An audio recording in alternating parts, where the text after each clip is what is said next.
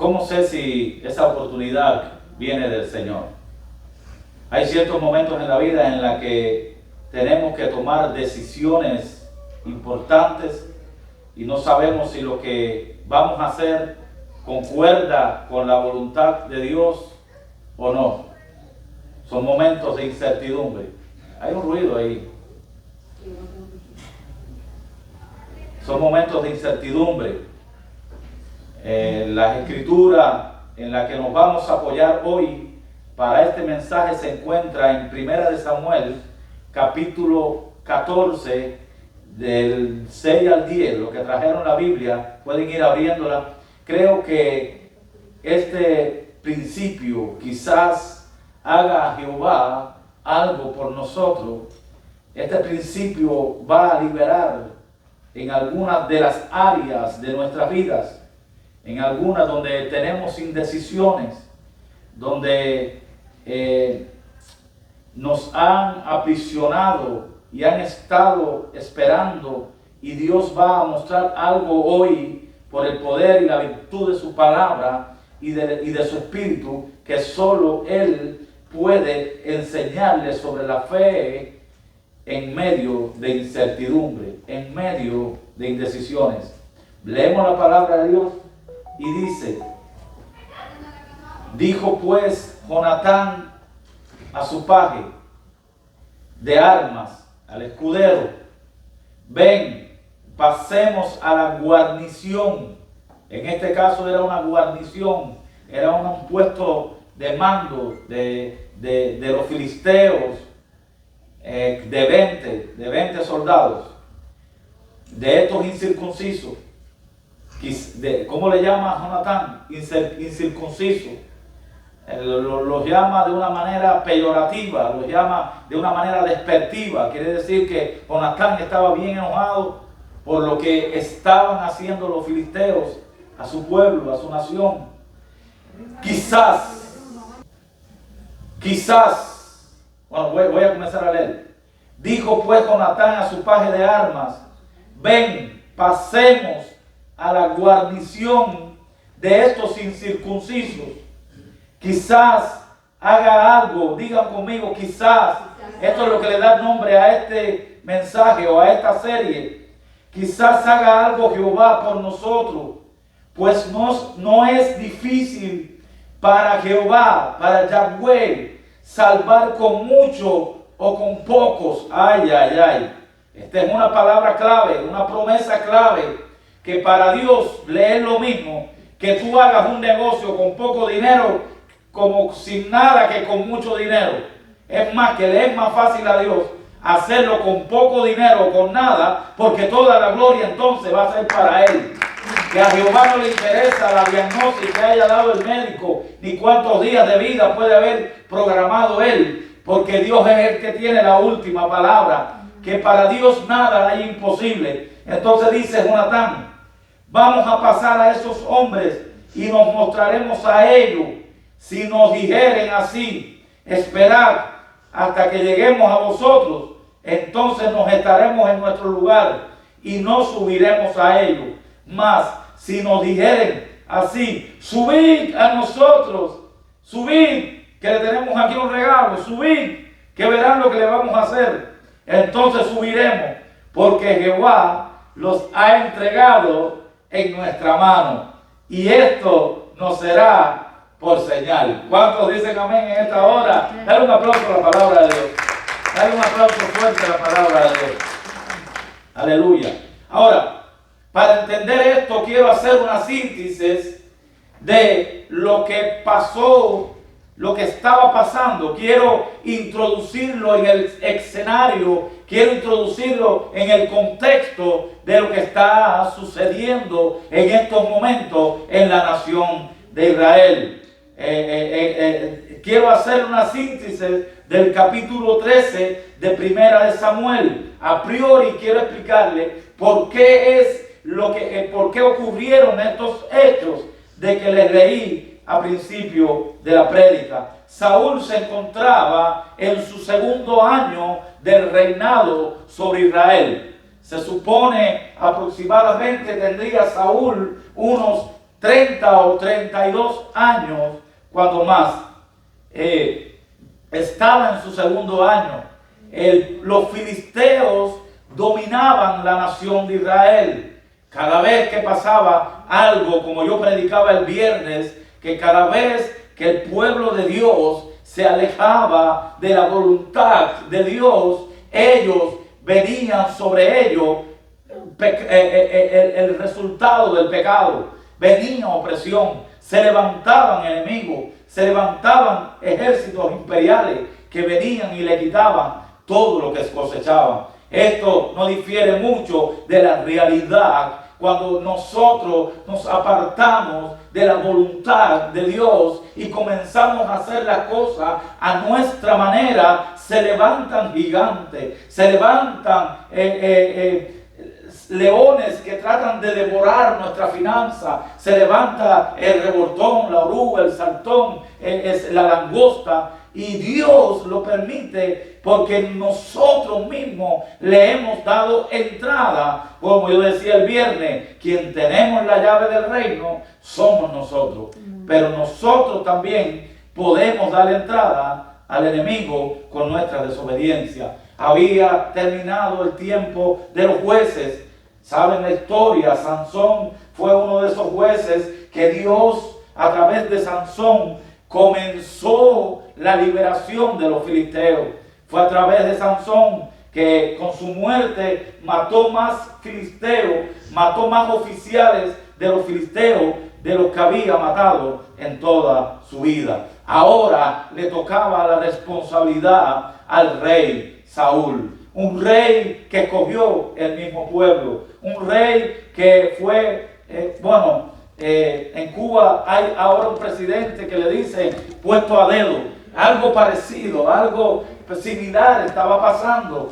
Dios era el rey soberano de la nación de Israel. Tenían ese gran privilegio de que fuera Dios mismo gobernando desde su trono. No tenía que estar en una sala oval, no tenía que estar en una silla presidencial que quizás pueda estar 4 años, 8 años. Nuestro rey permanece para siempre, siempre es poderoso y siempre gobierna sobre su pueblo y sobre el mundo entero. Entonces le tocaba esta responsabilidad a Saúl, al punto que los filisteos dominaban con gran fuerza sobre Israel. Era el segundo año de este rey y estaba tratando de organizar las cosas, estaba tratando de poner todo en orden, de poner todo en pauta. Y de pronto en la furia de estos hombres bien armados, de los filisteos, ya ustedes saben, y el viernes predicaba de que cuando Dios sacó el pueblo de Egipto, había un trillo más cercano, un camino más cercano, y Dios dijo, no los voy a mandar por este camino, porque ahí están los filisteos, y son gente de guerra, gente preparada, y no vaya a ser que el pueblo deserte y quiere volver otra vez a Egipto. Entonces, dice que le habían quitado todas las armas a los israelitas. Los judíos se encontraban sin armas. Solamente tenía armas Saúl el rey y Jonatán, su hijo mayor. Los demás integrantes del pueblo, mayores de 20 años, se defendían con azadones, se defendían con hoces, se defendían con implementos, con instrumentos de labrar la tierra. Pero en cierto momento Jonatán, que aproximadamente tendría unos 18 o 19 años, Jonatán tenía un espíritu impulsivo, un espíritu de guerra, era bien valiente. Dice que Jonatán va y agrede una guarnición de los filisteos. No es la guarnición que estaba hablando ahora, no es el que leí, fue antes. Entonces dice que se enfurecieron aún más los filisteos, al punto de que formaron todas sus cuadrillas, todos sus escuadrones, los formaron en la frontera de Israel con el objetivo de atacar y arrasar por lo que el hijo del rey le había hecho a aquellos hombres, porque se levantó con 600 hombres o más y acabó con una guarnición de los filisteos. Entonces estaban temeroso. El pueblo de Israel comenzó a esconderse en las cuevas, se escondían detrás de los matorrales, se escondían detrás de las rocas, estaban escondidos, estaban atemorizados. Otros huían hacia otras naciones vecinas, estaban acongojados, había presión, había tristeza en el pueblo de Israel, al punto que hasta el mismo rey Saúl no sabía qué hacer. No sabía qué hacer. Y él, como veía que el pueblo desertaba, dice que no llegó Samuel. Samuel era la autoridad delegada por Dios para hacer los holocaustos, para presentar las ofrendas delante de Dios. Samuel era el profeta, era la persona indicada por Dios para interceder por el pueblo de Israel. Entonces planificaron un holocausto para Dios, para que Dios los liberara de la mano del enemigo, que en estos tiempos eran los filisteos. Entonces dice que Samuel no llegó. Samuel incumplió a su cita. Pero esto era algo programado, era prerrogativa divina, esto venía de lo alto. Pero entonces se apresuró Saúl y él mismo con sus manos presentó el holocausto. Él mismo hizo el holocausto a Dios. Al punto que cuando Samuel se apareció, después que habían terminado ya el holocausto, salió Saúl a recibirlo, salió Saúl a saludarlo. Y cuando Samuel llegó y le dijo, ¿qué has hecho? Dice Saúl, me esforcé, lee el capítulo 13 de Primera de Samuel, me esforcé y yo mismo presenté el holocausto a Dios. Y Samuel le responde y le dice, locamente has actuado, locamente has actuado. Hoy te hubiera Jehová confirmado tu reino para siempre. Pero por cuanto no obedeciste, tu reino te será quitado. Y ya Dios ha escogido un varón conforme a su corazón. Todos sabemos quién es ese varón. Gloria a Dios. El pasaje que les leí al comienzo es uno de los más estoicos del Antiguo Testamento.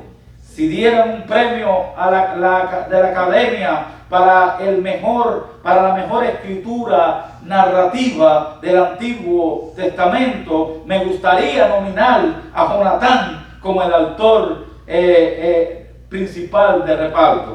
Él no es tan famoso como David, pero ha sido un buen ejemplo de fe y decisión y coraje. Y este pasaje que le leía, donde se estima, repito, tenía 18 años, mostró la decisión, la fe y el coraje que tenía este joven.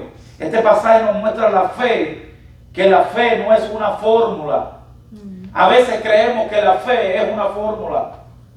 A veces decimos, vamos a hacer el ayuno de 21 días que hizo Daniel, y creemos que es una fórmula mágica para que vengan bendiciones. No, aquel fue el ayuno que hizo Daniel. Ahora el ayuno y las estrategias nuevas que nosotros tenemos que tener para estos tiempos nos las da Dios. Son estrategias nuevas que Dios nos da, porque Dios es un Dios de progreso, un Dios de revolución. Revolución significa que va en movimiento, que va en progreso, que no hay estancamiento, que todo debe ir de poder en poder, de triunfo en triunfo. Porque vamos a tratar de imitar el modelo de alguien que estaba en una esfera de Antiguo Testamento, que aún Cristo no había venido. Ahora tenemos el gran privilegio de que ya Cristo vino y que tenemos a nuestro favor, que tenemos a nuestro lado al Padre, al Hijo y al Espíritu Santo. Amén. Aleluya. ¿Cuántos dicen amén a eso? Amén. Este pasaje nos muestra que la fe es una fórmula. Cuando la vida reta todas tus suposiciones y todas tus ideas sobre qué tipo de vida Dios quiere que colapsen, bajo el peso de la vida real, bajo el peso de cuentas reales, bajo el peso de reportes médicos, y necesito del tipo de fe que no dependa de mis suposiciones. Necesito del tipo de fe que no dependa de mis estrategias, de mis planes, y que pueda lidiar con la ambigüedad, con aquella flatulencia, con aquellas cosas que no son firmes en mi vida. Mire, que lidie con mis incertidumbres. Necesito el tipo de fe que no dependa de mis planes. Para prevalecer necesito un tipo de fe que pueda enfrentarse circunstancialmente a las cosas que me están rodeando. Necesito el tipo de fe que pueda brillar cuando todo parece oscuro. Necesito el tipo de fe que, aunque yo no pueda verla con mis ojos físicos, pero pueda descifrarlo a través de mi fe. Necesito esa fe cuando todo a mi lado parece que no puedo lograrlo. Esa fe que dice, todo yo lo puedo en alguien que es más poderoso que yo, que me fortalece. Aleluya. Santo Dios. Necesito el tipo de fe que pueda resistir a cualquier etapa. Saúl perdió la habilidad de escuchar la voz de Dios. Saúl perdió la habilidad después de esto de escuchar la voz de Dios. Qué triste es cuando perdemos la habilidad de poder escuchar la voz de Dios.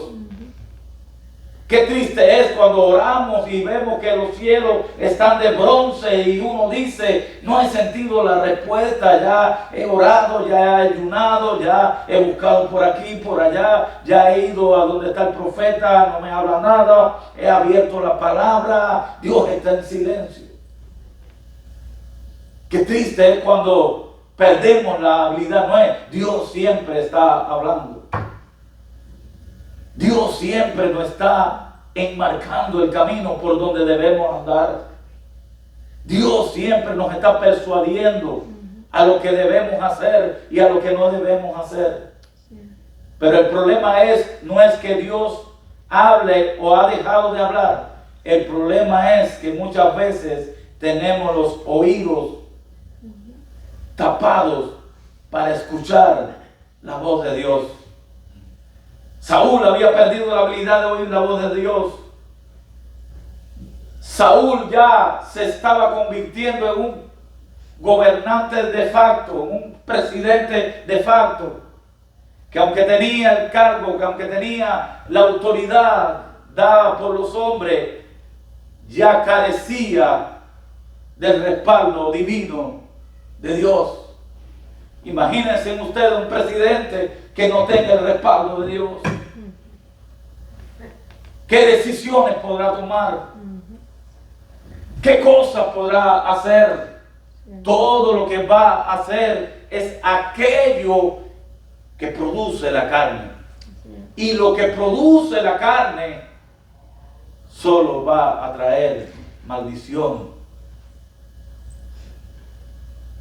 y problemas sobre la nación que dirige. Pero qué bueno es un presidente cuando escucha la voz de Dios, cuando se guía por los preceptos de Dios, cuando se guía por lo que Dios dice. Podemos entonces caminar de victoria y en victoria y de triunfo en triunfo. Saúl, insisto en esto, había perdido la habilidad de escuchar a Dios. Cuando alguien pierde la habilidad de escuchar la voz de Dios, desperdicia en recursos, desperdicia en energía, desperdicia en preocupaciones, en situaciones en las que Dios ni siquiera nos manda a que prestemos atención a ellas. Es por eso, damas y caballeros, que están en este recinto que yo necesito escuchar la voz de Dios. Que tú necesitas escuchar la voz de Dios. La mayoría de las veces hablamos y le pedimos y queremos y nunca hacemos una pausa para que Dios nos hable a nosotros. Yo no sé a cuántos Dios le está hablando hoy. Yo no sé cuántos están teniendo sus oídos espirituales abiertos para atesorar lo que Dios quiere decirle mediante este siervo en este día. O yo no sé cuántos estarán mirando a un mortal, un siervo humano y no están viendo a Dios a través de mí. Porque yo primero escucho la voz de Dios para, como un vocero, transmitírsela a ustedes para que ustedes entonces escuchen la voz de Dios. Amén. Aleluya. Saúl, habiendo perdido la habilidad, está ahora rodeado por el enemigo. Miren, una de las cosas por las que Saúl incluso deja de escuchar a Dios es que, mira, Saúl estaba allí y con Saúl habían 600 hombres. Los demás habían huido, pero con Saúl estaba el sumo sacerdote. Y el sumo sacerdote indicaba que allí estaba la presencia de Dios. Porque el sumo sacerdote tenía el efod. Y mediante el efod, él podía consultar a Dios. Pero sin embargo, Saúl no lo hizo.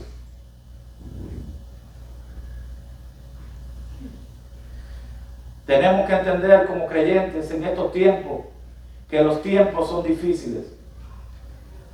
Que hay metas que nos hemos trazado, pero debemos tener cuidado de que esas metas concuerden con la voluntad de Dios. Que nuestros planes hayan sido firmados por Dios. Es más, que los planes no los tienes que poner tú. Los planes los buscas tú en la presencia de Dios. Tenemos que tener nuestros oídos espirituales abiertos para escuchar a Dios. Tanto así que la gente que tenía él la responsabilidad de guiar están escondidos en cuevas, en rocas y en matorrales. Por no escuchar la voz de Dios, algunas veces nos encontramos escondidos en mentalidades. Por no escuchar la voz de Dios, muchas veces nos escondemos en patrones mentales, en preconceptos. Muchas veces, por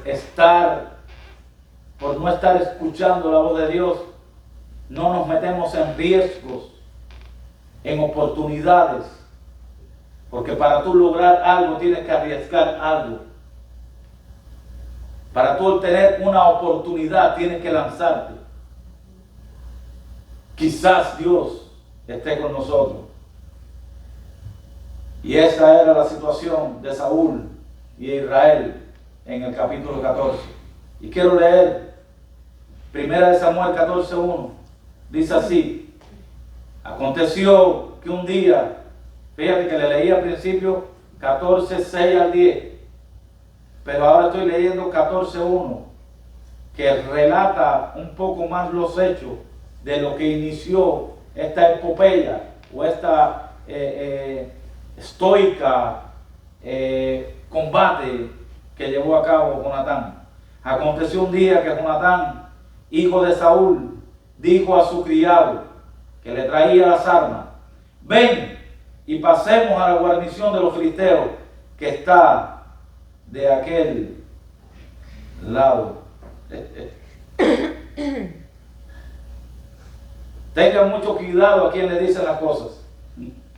Aconteció, se lo leo otra vez. Aconteció un día que Jonatán, hijo de Saúl, dijo a su criado que le traía las armas: ven y pasemos a la guarnición de los filisteos que está de aquel lado. Y no lo hizo saber ¿a quién? A su padre. ¿A quién? A su padre. A su padre. Tengan cuidado a quien le dicen las cosas. Tengan cuidado a quien le dicen lo que Dios está haciendo dentro de ustedes.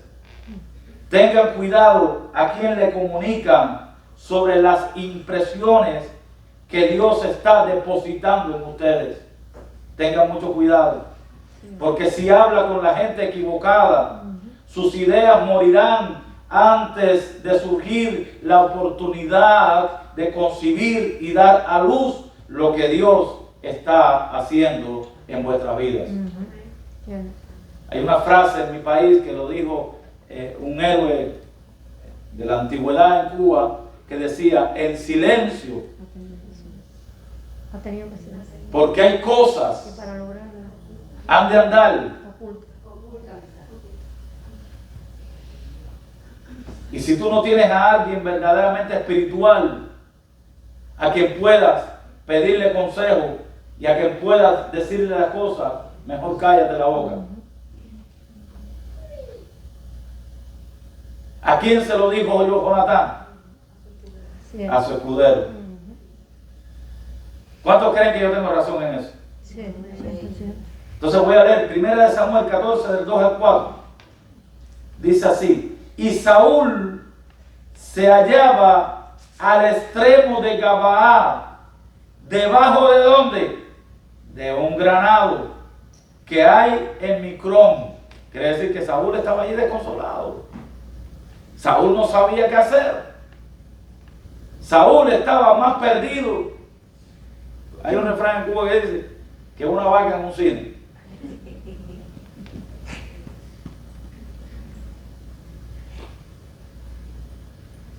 Teniendo ahí a quién consultar, no sabía qué hacer. Estaba debajo de un granado. Entonces, cuando la gente ve que el hombre que debe protegerlo, que debe guiarlo, que debe cuidarlo, está amedrentado, que no sabe qué decisión tomar, ellos también se asustan. He aquí la importancia de los hombres en el hogar, que son los cabezas. Si ellos mismos no saben qué hacer en una circunstancia dada, ¿qué podemos esperar de la esposa? ¿Qué podemos esperar de los hijos?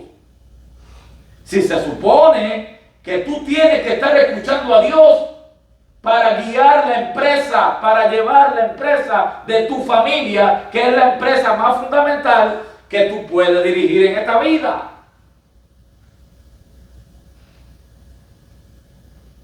Yo sé que me han dejado solito, pero dígame, aunque sea con la muela de atrás los hombres. Entonces dice: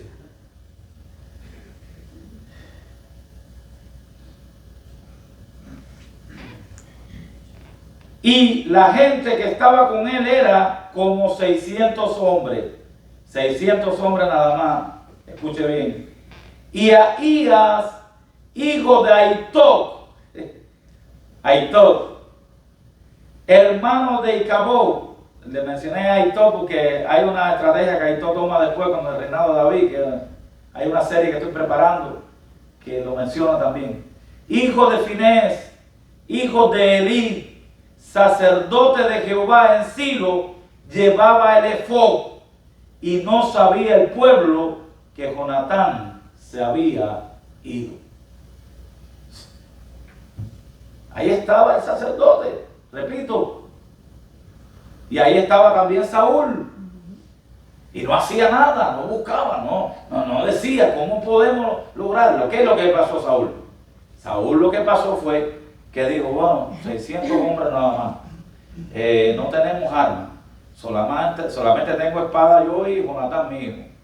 Ellos son guerreros entrenados, es un ejército poderoso. ¿Cómo vamos a vencer? Cuando tú te pones a ver las circunstancias, ¿quieres que te voy a decir una cosa? Ya ahí comenzó tu derrota. Cuando tú te pones a ver las presiones a tu lado, los vientos, las aguas, ahí mismo te hundiste. Cuando tú te pones a mirar las dificultades con tus ojos físicos, dejaste de mirar en la fe. Y cuando dejas de mirar en la fe, ahí comenzó la derrota. Por eso, en estos 7 días que dábamos de primicia, nosotros decíamos que Moisés estando ahí, viendo al faraón impetuoso, viendo un ejército poderoso, viendo el pueblo incrédulo y viendo tantas cosas en contra, se mantuvo mirando al invisible. Y cuando dice invisible, no es porque no se ve,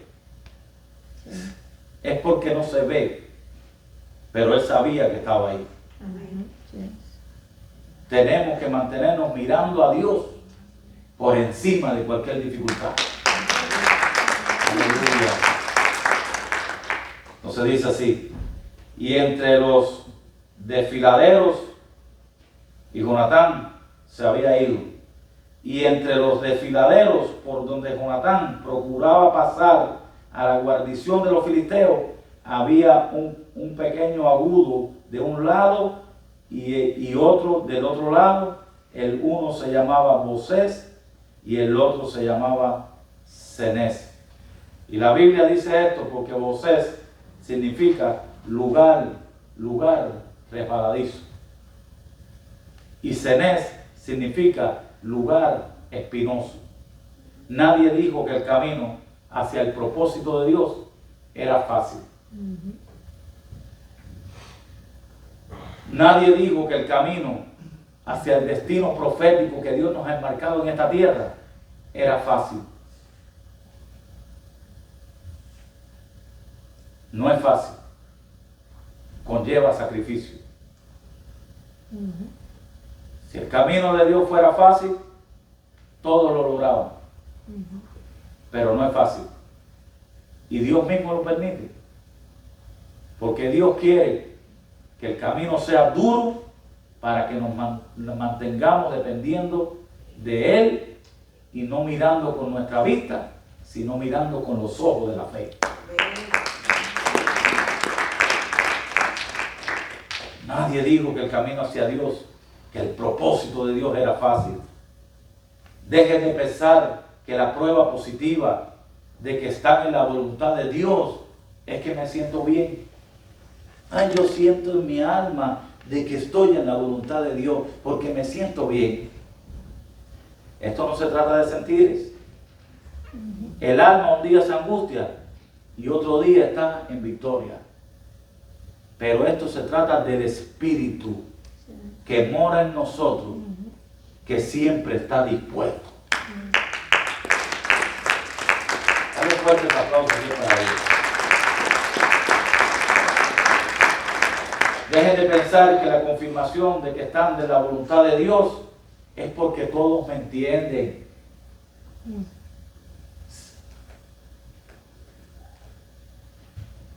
La mayoría de los profetas en la antigüedad tenían a casi todo el pueblo y a reyes en contra de ellos. ¿O usted no se acuerda de Elías cuando fue a presentar el holocausto en el Monte Carmelo, que mató a los profetas de Baal, que Dios respondió con fuego? Estaba él solo. Él tuvo que pedir ayuda a los del pueblo para que le ayudaran a cargar aquel buey. Estaban solos. Porque a la gente le es mandado seguir al de la fama, al que sale en las propagandas. Y yo siempre he escuchado que cuando tú tienes que anunciar algo, es porque eso no sirve. Porque usted cree que me disculpen los fanáticos a la Coca-Cola. Porque ustedes creen que la Coca-Cola tiene que darle tanta propaganda. Por lo dañina que es, no tiene nada nutritivo, no aporta nada positivo al cuerpo. Entonces por eso tienen que darle mucha propaganda. Tengan cuidado con aquello que se anuncia mucho.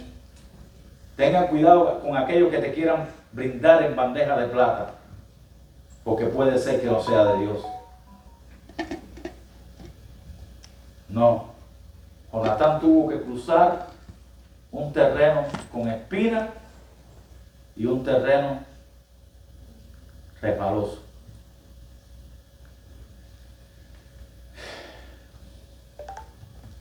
Él tuvo que pasar por un sendero donde nadie quería pasar, donde nadie se atrevería a pasar. donde nadie querría pasar, donde nadie interpretaría eso como la voluntad de Dios. Y solo porque tú estés en un lugar incierto, no quiere decir que no tengas un propósito cierto. Recuerden que la tierra prometida, una vez yo escribí en una página social esta frase que decía: la tierra prometida se encuentra después del desierto. No queda otro camino. Póngase de pie si puede, porque solamente estoy en la introducción. Y no queremos darle todo este contenido, porque es como si usted fuera a un buffet y lo llenaran hasta aquí de comida. Cuando viene a ver, lo que va a hacer es vomitar. Y es una lástima, porque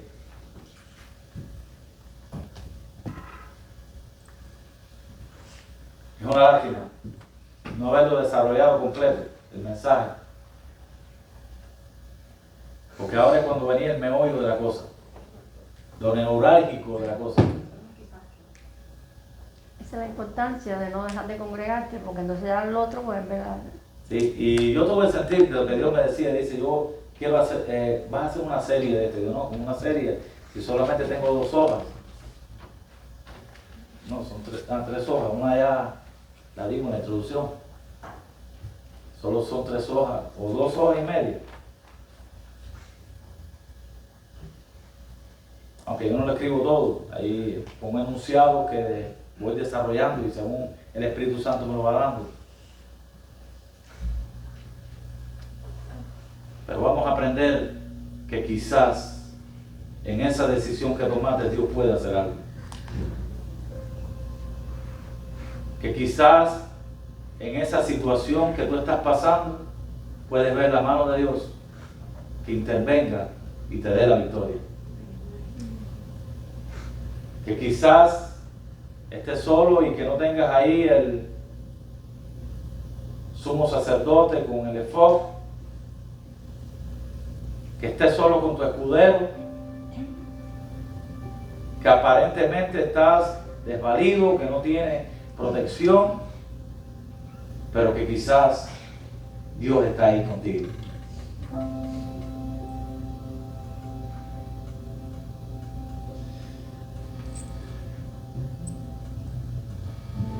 Quizás Dios está ahí contigo.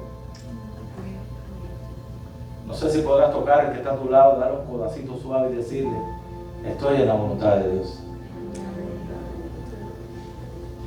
Yo no sé si tú mismo podrás decirte: sé que estoy pasando por incertidumbre, sé que estoy pasando por pruebas, sé que no estoy viendo todo lo que Dios me ha dicho, o que ha puesto en mi corazón, o que ha usado a alguien para decirme, pero estoy en la voluntad de Dios.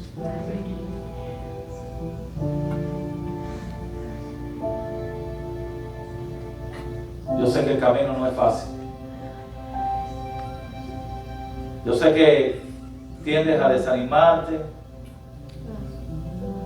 Sé que no hay posibilidades ninguna de que puedas obtener la victoria. Pero quizás Dios haga algo. Pero quizás Dios esté en ese asunto. Pero quizás voy a levantar esa situación tan difícil que estoy viviendo. Voy a levantar mi espada, le voy a cortar la cabeza a Goliat y la voy a levantar, y quizás Dios nos dará la victoria.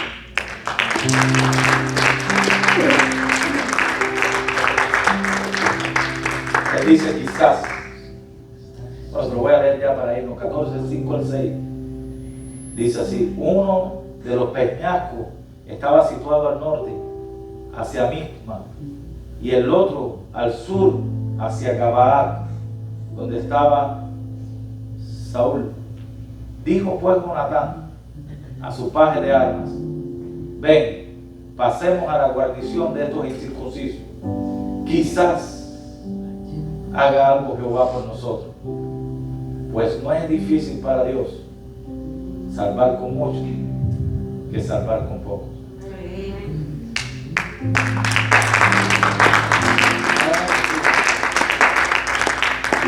Él dice quizás. Él no dice estoy seguro. Él no dice Dios me habló anoche mientras dormía. Esa palabra me da la confianza para mi inseguridad, me da la esperanza para mis inseguridades, me da la fe para mis incertidumbres. Que a pesar que me da esperanza para saber que algunas veces aún en medio de estar progresando en mi vida,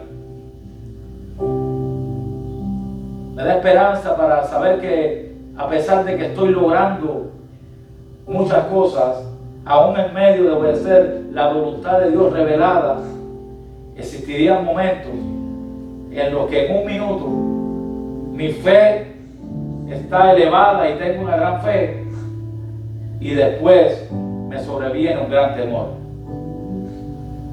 Esta palabra quizás denota también que a veces en las decisiones más imperceptibles que podamos tener, que parece que Dios no está, quizás Dios sí esté y haga algo con nosotros. Padre, gracias. Gracias te damos por este culto, por este tiempo. Te pedimos que tu bendición caiga sobre nosotros. Y quizás, Señor, tú hagas algo por nuestras vidas. Quizás, Señor, tú comiences a usarnos como nunca nos habíamos imaginado. Quizás, Señor, quizás esto que comencé comience a dar fruto. Quizás el camino fue duro, lleno de espinas, resbaloso, pero quizás, Señor, tú pelees por nosotros. Señor, me lanzo en un quizás, porque en el quizás estoy denotando que no tengo nada planeado, que no tengo nada planificado, que no tengo nada orquestado para proyectarme hacia lo que he comenzado a hacer, pero quizás tú estés en el asunto. Yo te pido bendición sobre este pueblo, te pido prosperidad para este pueblo, que tú les bendigas, que tú guardes su salida y su entrada, que tú nos libres de todo mal y que venga tu presencia, que inunde tu presencia, inunde nuestras almas y nos llene de fe, de esperanza, de saber que tú estás en nuestros asuntos. Bendícenos, Padre, bendícenos hoy, bendícenos mañana y bendícenos siempre.